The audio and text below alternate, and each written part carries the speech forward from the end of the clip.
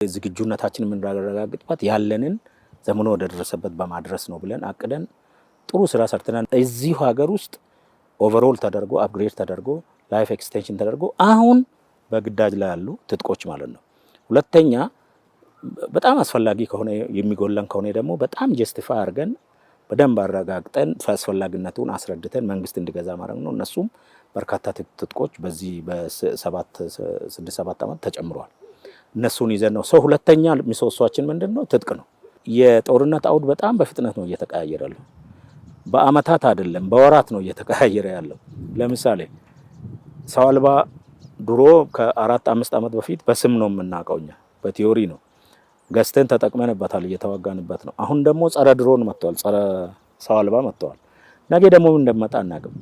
ይሄን ሁሉ ከቴክኖሎጂ ጋር ሩጫ ተያይዘን ከጊዜ ጋር ከሚለዋወጠው በጣም ከሚለዋወጠው ጋር ሩጫ ይዘን አሁን በአስተማማኝ የኢትዮጵያን አየር ክልል ስፔስ መጠበቅ የሚያስችለን ቁመና ላይ እንገኛለን። ባንቴ ዙሪያ ላለው ጠላት የሚመጥን አቅም በትክክል ሳትስት በመገንባት ነው ዲተረንስ የምትፈጥረው እንጂ በሚዲያና በእንትንጋጋታ አይደለም። በትጥቅ በተተኳሽ እና በአሰራር ስርዓት በውጊያ ጽንሰ ሐሳብ ራስን የመቻል የሚል ይዘን በከፍተኛ ደረጃ ነው እየሄድን ያለነው።